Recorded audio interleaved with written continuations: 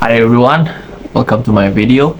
In this video, I'll probably present Ki Hajar Dewantara.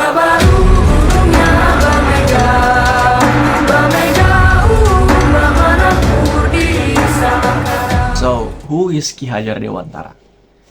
Ki Hajar Dewantara is one of Indonesian figure that I am really grateful for having him. He's a great guy. Ki Hajar Dewantara is the founding father of Indonesian education. During the colonial era, under Dutch colonialization, Ki Hajar Dewantara have been actively involved in building education for Indonesia, even before Indonesia gained its independence. So, what makes this education philosophy special? I want to analyze his educational philosophy from an artifact, which is his speech, in inauguration speech in University of Gadjah Mada. And in this speech, he presents several points of how does education in Indonesia should be carried out. So, let's straight to the aim. What is Dewantara aiming for? He aims the happiness and the safety for the children. That's the purpose of education for him. And he believed that this is a core purpose, but then there should be a supporting purpose so that this core purpose can be achieved. So the supporting purpose is building a nobility of humanity, country, and nation. We can see three elements here as a supporting: nobility of humanity, country, and nation. Ki Hajar Dewantara believed this is essential for education of Indonesia. The only way to achieve this thing is by providing a safe place where humans can be united despite of their various background of culture. And talking about culture, Indonesia have a lot of culture. Ki Hajar Dewantara tried to find a way where he can come with a principle that there can unite Indonesia despite of these various culture without losing the authenticity of each culture. He discussed about it's not bad at all to learn from Western country, but then what he said that we should not copy everything. We can learn the essence, but you have to filter it so that our identity as Indonesia is still exist. And why should we preserve this identity of Indonesia? Because through our identity of country, nation, and humanity, by preserving this, we hope that people that live in Indonesia can be happy. Because according to Dewantara, in order to achieve happiness, you should present an education that align with students' nature and their time. An education that suits with their first nature, second their time. Because Dewantara believed that the form of expressing value and culture is keep changing as we find a new cool gadgets, technology, and science foundings, a lot of cool stuff coming, and we cannot prevent things change, right? But then, even though the form of expression change, the value should not be changed. The content of what we express, what we believe should not be changed, even though the way we express it is gonna be different, because there is a movement of development of science and knowledge of human society. So this is what Dewantara proposed. We can use some of the principle from Western education and then just learn from them so that we can have a tool to cultivate our value in more effective and efficient way, so that we can build this harmony, so that our student can be happy and be safe. Yeah, you're right. You can find like this kind of like humanistic philosophy, right? try to create a better life of human, like happy, safe within the community, society. You got all the point, yeah. There is like humanistic philosophy that I can find within the Dewantara view, which is not aligned with the Bible. So again, Dewantara said, in order to create a safe and happy environment for the children so that they can be happy, give them education that suits with their nature and their time. And this idea is manifested in the principle of family. So the next thing I want to discuss about the idea of family. Dewantara, he is really put attention in the importance of family.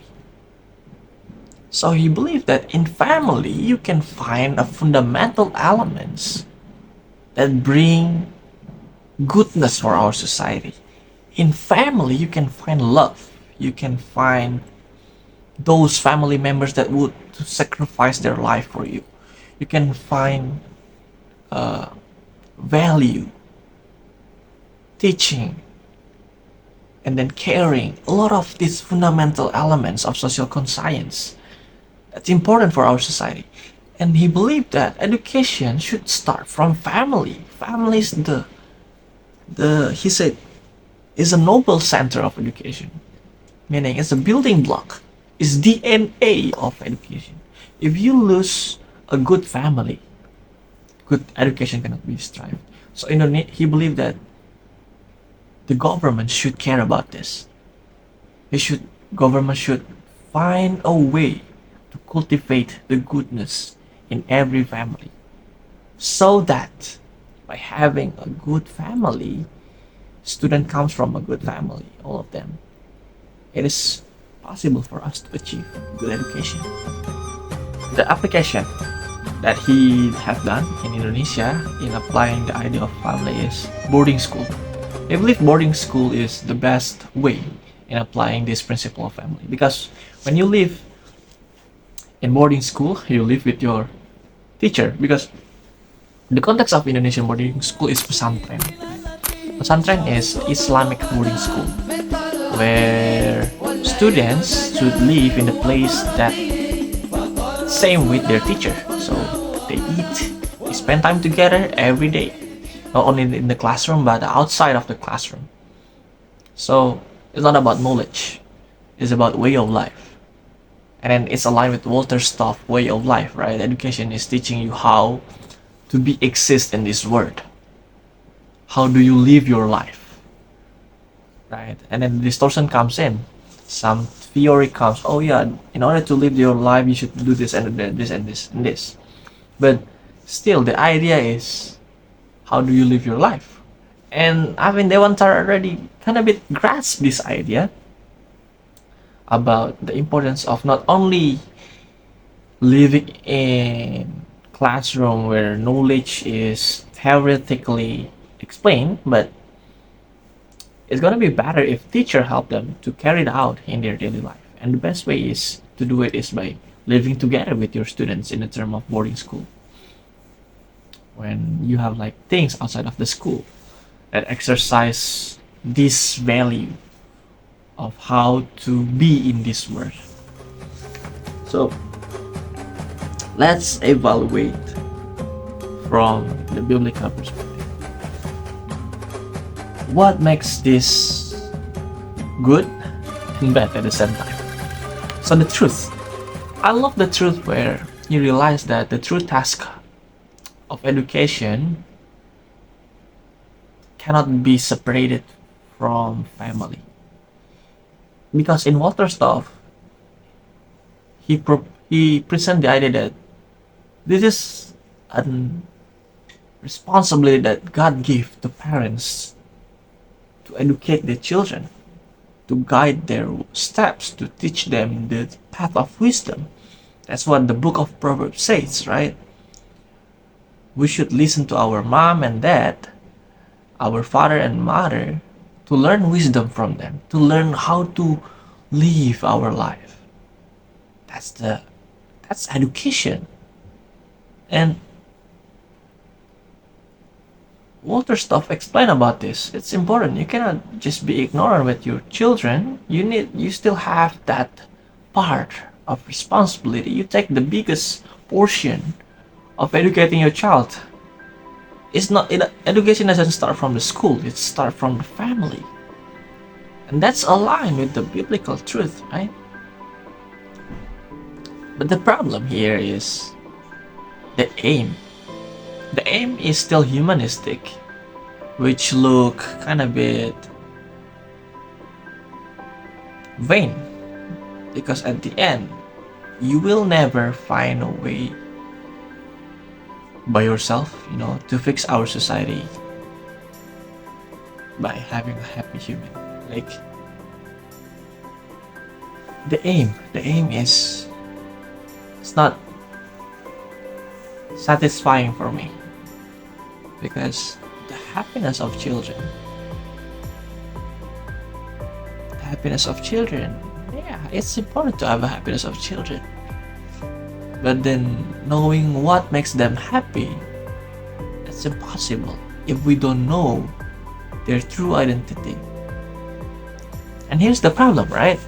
Ki Hajar Dewantara believed that students' identity relies on their culture. That's why we have to align with the culture. But then, culture is not the source of students' identity.